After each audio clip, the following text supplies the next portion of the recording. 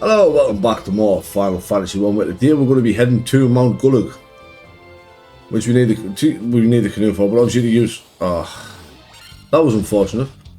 I was going to say to use your canoe, you just walk into the streams, or rivers, lakes, whatever these little bits of water is. You just walk straight into them. Now, there is still random encounters in the water. Now... say the random encounters, I mean, it's like encounters out on the sea. You're mostly going to encounter things that you know you would find in water. They take a bit of a beating, granted, but the XP is nice. Like you see on your map there, you can load your map up. We need to get to, I believe it's that inner circle to our right, if I'm not mistaken. Oh, if I can get through that little mountain there. Ooh, we got an Ocho and a Hydra. This is going to be an interesting fight. He lies as he fires off a Thundaga.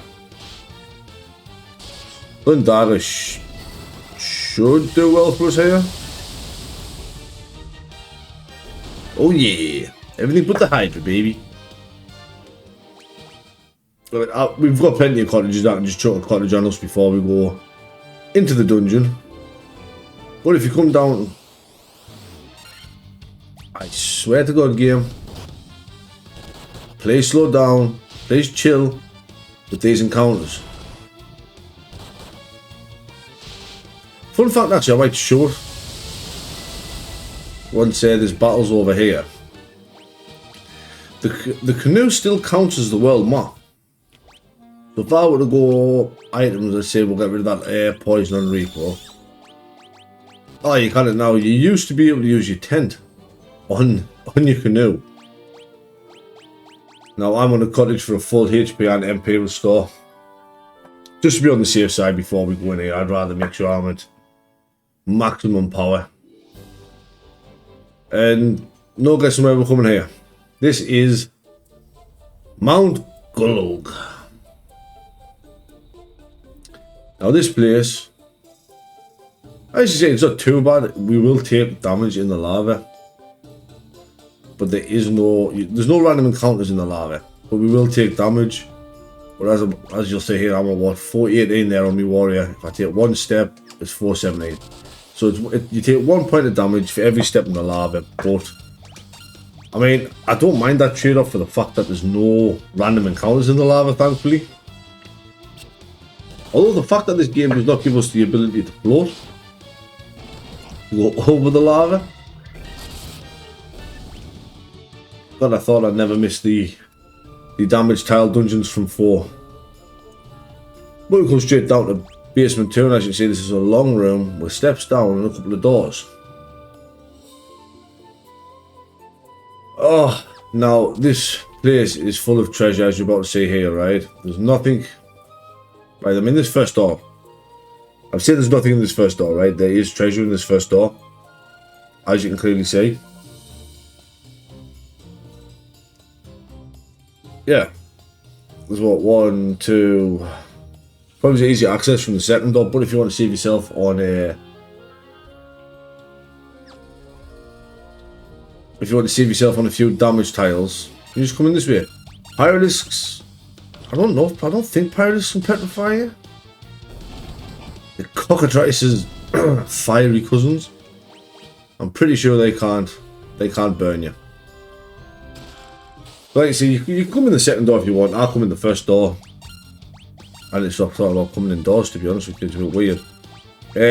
Purely just because, obviously, I don't want to take damage on the lava tiles. I'd rather just fight a couple of extra battles. At least that way, if I'm taking damage, I'm getting some XP at least as well. You know what I mean? Now, unfortunately, Blizzard is the best we've got to deal with these fire elementals. Well, there we get another Mithril Helm. Completely useless, as our knight's already got one and we don't have another party member that can equip it. Now, we'll see, obviously, if you're running a thief rather than a monk. Thief is a good choice for some of the end game equipment that you get. But it's just funny watching the dude with bare fists just pummel these big ass creatures to pieces with his fists. I mean, what more is it to say? So we'll get that treasure, them 2 treasures up the top there now before looping our way back round for them other 2. And all them fantastic ones down the bottom there. Look at all of them. If I remember which way I'm going. I did buy some more others. Purely just because of these fire elementals we're going to be fighting. We're going to be fighting a lot of fire elementals, to be honest with you. Now, I don't recall there being too many dangerous battles in these. Oh, a fire hydrant. Fire hydrant? No, that's something completely different. See, I don't recall there being anything massively dangerous in any of these chests. Ooh, a 5 ankegs. This can be an auto battle because these can poison your entire party, and I mean they do take a bit of a beating. If I'm completely honest with you, they do. They are a bit tougher than your average enemies. But a good fire agger should do the job. If it doesn't do right, not do the job, but it'll help us. Even better if they want to run away, like, I'm all for that. I mean, I'm not, because I lose XP and gil, and I just lose the satisfaction of killing my enemies. There you go, nice fire agger, just awaken them all. And we still got some decent XP there. Again, you know, make sure you're topped up on antidotes and potions for this. And again, more monsters, more fire elementals. You're going to see a recurring theme here. There's a monster in a chest in a cavern where there's a crystal and an archfiend. And you get to fight the elementals. Elementals gives you a little bit of an insight into what you're going to be fighting at the end. We get the great sword. Now, I don't know if the great sword's... Yeah, no, the great sword's not that great. It's very accurate. And it's good against... Well, it's good against giants. We're never going to use it.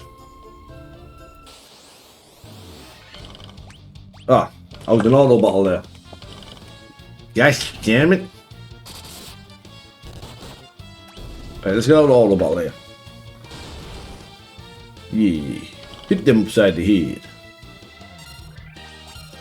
Ah, great, he's poisoned. What a surprise. Why don't you just attack? We'll check out the fire agger, you throw fists. The knight might get poisoned, but the only real damage he's taking in these battles is the tick from poison, really. He's not taking much of anything else. I do need to heal up after this battle. Like, I need to wildly heal up after this battle. So let's get this over with. Lovely. So 5 ankegs is nearly 6k experience. I mean, ankegs are a great source of experience. They're also a great source of headaches. But we persevere. We persevere. More Pyralisks. You know, they might petrify us in one battle. We'll find out if these can petrify like their annoying cousins in the Earth Cavern. So we're going to loop around here. What we'll do next is we'll grab them 2 at the top there before heading down for that big, massive, essentially pool. Oh, there it is, gears. Gears can petrify you. Gears with his... Gears as in, you know, their stare. Some more gil. Ooh, grey ooze. Are they weak to physical? Yeah, they're weak to physical. Remember, some oozes are weak to physical, some oozes are weak to magical. But all in all, oozes are slow. Oozes are very, very slow. But we are going to get a fair bit of money here. And more monsters. There is a lot of money to be made in these early treasure chests here. Either they've just been gil themselves. You know, consumable items, that's obviously going to save us money on having to replenish them. Or just, you know, Mythril Sword, Great Sword, just uselessness that we can sell. So we're going to make our way down the bottom here. One thing I do after I've done this room though, sorry, I'm a child, is I like to go back outside to replenish any used spell charges, especially on the black mage. I try to go back outside. Go only up one floor. Just to chuck a cottage on, just to make sure my black mage is kept tip-a-topper on his spell charges. And possibly your white mage, depending on, you know, whether you're using any spells in battle to heal. I mean, you know, you fight two groups of Horned Devils and you get hit by fire twice, you're gonna have to probably heal in battle. Now, obviously I'll buy enough consumable items in town to use, so it's not really the end of the world. So, we now have all these treasure chests to do after we kill this Hydra. There we go. Now, obviously, robed individual up here, up the top there is... well, he's just another monster that you can fight. I will fight him. But we'll get these chests first, you know. Ooh, a lava worm. Sounds delicious. How'd you cook it? Ow. That's the first thing that's actually done any meaningful damage to our knight. In quite a while, actually, outside of bosses. Oh, that's been an antidote, though. Yeah, see, I'm going to run out of Bizarro spell charges. And with this being a fire-themed dungeon, you know, chucking the out ice spells about does help a little bit. Obviously, I'm not going to go back to town. I literally go outside, cottage or a couple of tents, depending on how many spell charges you've used, what your party layout might be like. Straight back in, nice and easy. There's a Mt.Gulg, Mithril Shield, which is useless, Mt.Gulg, a Mithril Axe, which is useless, and a Phoenix down. And this lovely guy over here was just 2 fire elementals, so let's take care of that nice and easy. Just nice and easy, just batter them down. Like I say, they don't take much. Oh, more level ups. I don't really need strength on my white mage. Or my black mage for that matter. Did everybody level up there? Are we all the same level now? Yeah, we've got back up. Right, so like I say, I'm going to make my way out. Obviously, we can switch here. You can see we've got 18 out of 37 chests at the moment, which leaves a lot left to get. Let's see, you can check to see if you missed anything. Just ignore the Cure Shrine. Those last ones are later on in the game. So, I'm going to head back out and use myself a cottage to heal up and come back, and I will meet you back on this floor. So I'll take care of that and I'll be right back. Anyway, we're back here on B2 after going and healing up, obviously missing a little bit of HP because of the damaged tiles of the lava, but we can just skip straight past this now. Horned Devils can be a bit dangerous, but we can just skip, if you don't get an encounter, we can just skip straight past all of this and we just get the rock straight down the stairs on the other side. I'm saying the Horned Devils can be a little dangerous. That's the only thing that's dangerous with is if we get a few fires off. But ultimately, I think we should be alright, to be honest. Don't think we have too much to worry about here. Maybe it's our Black Mage. I think our Black Mage might actually survive. I think just by the skin of his teeth on 13 health, he survives. Sorry, pause, I'll have it at the end. I'll come out of the dungeon, I'll make a save file. So, we just get to skip all the way down to these stairs here. Now, this room here looks a bit dodgy, but there's absolutely nothing in it, so we're just heading straight west, straight down the stairs. Bob's your uncle. There's absolutely nothing on this floor to be concerned with. So, we're just gonna go straight down. Lizards? I didn't know there'd be any lizards. But, again, it's another one where auto battle will just carry us through. Most of this, that will eventually change.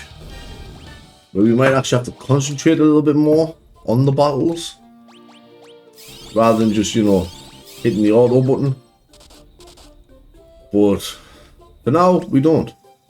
So this one here, nice and simple, we just go down to the bottom right there, southeast, and go on the ladders, go on the steps up, back up to a different part of the 3rd floor that we weren't at previously. It's nice that Mt.Gulg isn't too bad of an area.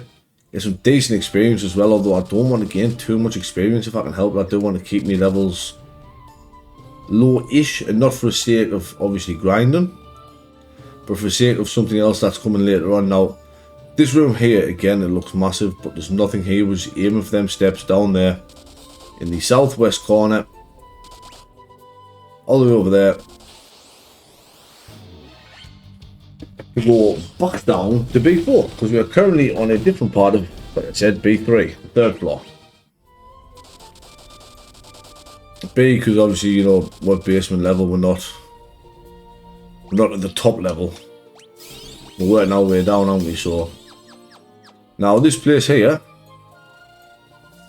has quite a few doors, as you can see. Tell you what, let's just put me in there. There we go. So again, we're on a treasure hunt in this one, and then we have 2 flights of stairs to choose from. 3 flights of stairs, sorry, 3 flights of stairs. Now,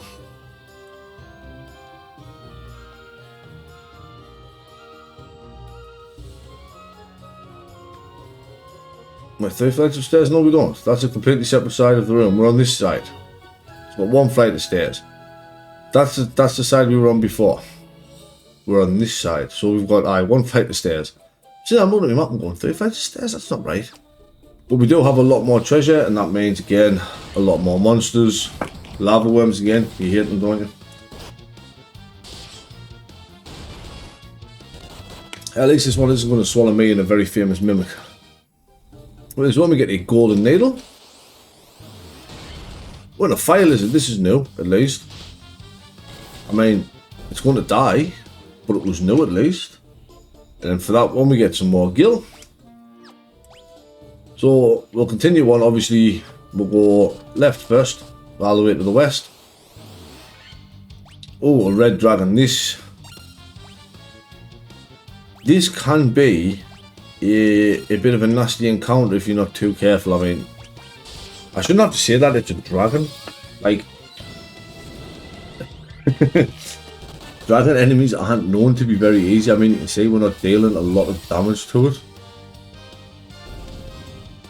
There we got our maze comes in, but I mean, look, killing experience for a single one of them. The no blaze probably is not needed, but just to be on the safe side, you know, you never play it too safe. If I got hit with a nasty flame or a nasty fire spell there, that could have spelled damage, and we're a long way from the top. At this point, it doesn't matter what happens. I'm not retreating to cottage up and heal. We're just gonna have to go and hold at this point. And we've got another lovely treasure room.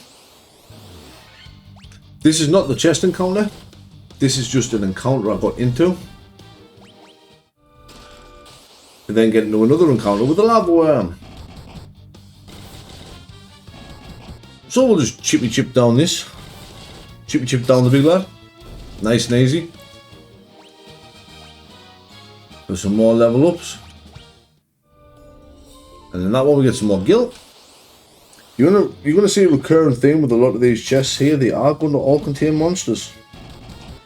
And being the good, diligent warriors of light that we are going to kill all the monsters.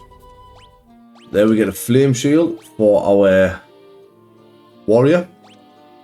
So, a flame shield, as silly as it sounds, the flame shield does nothing to block fire damage. It blocks ice damage. But the ice brand, as well as having a massive accuracy and a decent attack stat, lets us deal ice elemental damage, which in this dungeon is going to be fantastic.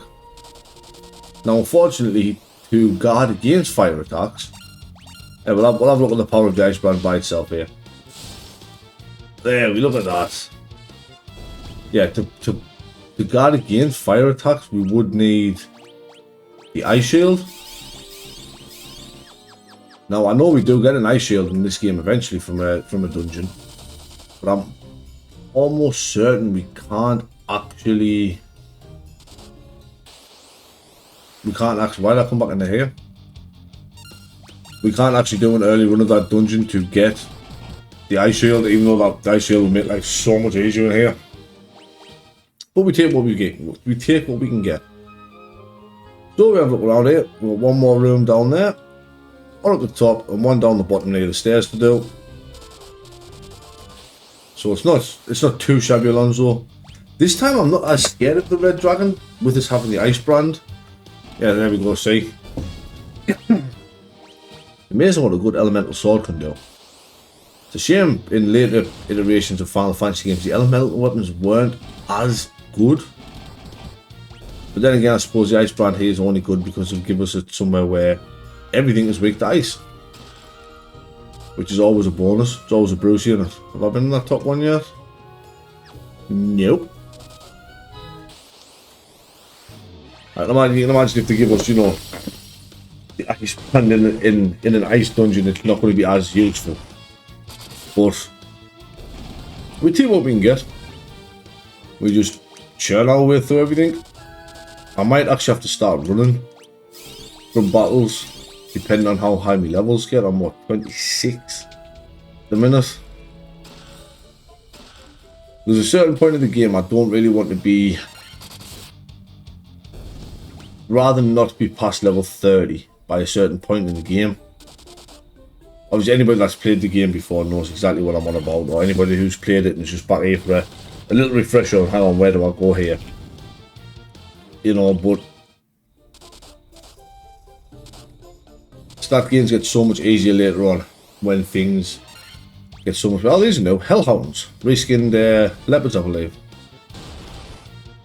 Yeah, when we get certain God-given upgrades.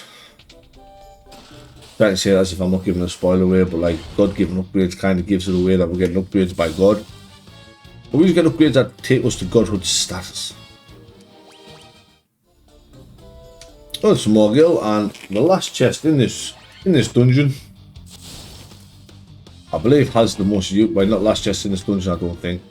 Last chest on this floor has, yep, a staff. And I was thinking, four more treasures left. A quick heal up there before going down the stairs. So now we are in B5. Now, this one, as you can see, has doors spread out everywhere. Not all of them are useful, but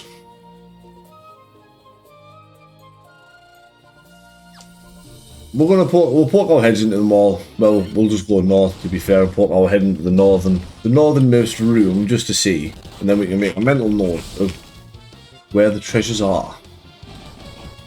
Spoiler, our last 4 treasures are on this floor for this dungeon, obviously. So north, got nothing in there, so we've got what? Northwest, no, northeast, east, southeast. Southwest looks like the crystal room, and then straight west. Am I going to remember that? Probably not.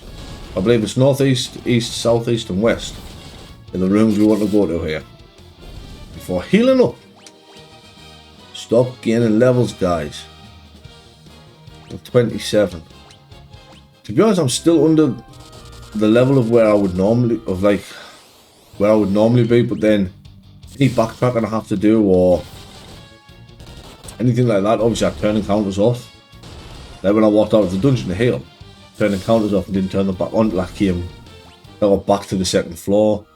Obviously anytime I've had a money grind, I have turned encounters off. Die, ogre mage. You filth. Well, it might not be filth, but you know. It's dead now anyway. So, even though it gives us ticks of damage, I am going to take the lava route round the entirety of this room, to be honest with you, even though it's going to cost us on heals and stuff. But I mean, we've got 168,000 gil. I'm not worried about having to restock on items or anything like that. I don't think we actually have anything to buy yet. I'm completely honest with you. We don't have anything to buy for a while, actually. So we are just going to be restocking our items after this.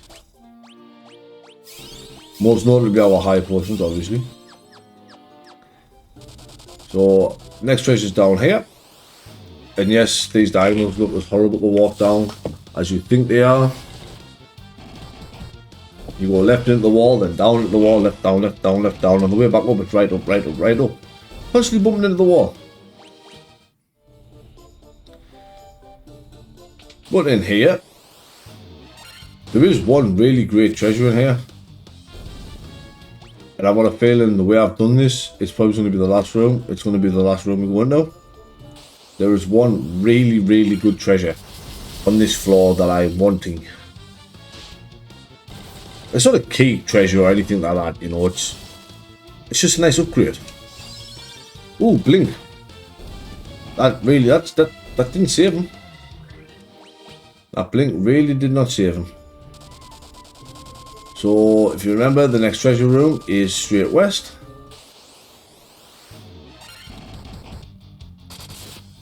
I love having a knight and a monk, you know, they just shred everything. I mean, even if we had a knight and a thief at this point, they'd still just be destroying everything. Fortunately, we have to fight this fire lizard. This chest is protected by this fire lizard. There's no getting around it unlike the other hooded rubes. Now, before you fight this chest, before you open this chest, heal up, for it is a red dragon. And as you just seen, the red dragon done 102 damage with a physical hit to my monk before being put down. But for our reward, we get the flame mail, which we put straight on our warrior there. Guards against ice, so same defense as the knight armor, but weighs a lot less, so our evasion is obviously a lot higher. The evasion doesn't work as in like, haha, there's a chance to miss it. It's how many hits we're taking. I'm pretty sure. Well, that could just be the defense, I'm not 100%. This game doesn't work off anything weird, it's just, it doesn't work off a system that's used elsewhere. Well, we got the rare drop from the Minotaurs, we got a knife. Now, we're going to head down here, because if you remember rightly, this is where the boss room was. You see that? That attack from a red dragon, if you can't kill quick enough and you get hit with two of them, can cause serious problems if you play very dangerously like I did by not healing at all. So, if we have a quick look at our map here, our treasure list, you can see we are on 37 of 37, so we're good to go and touch the orb. I mean, what's the worst that can happen?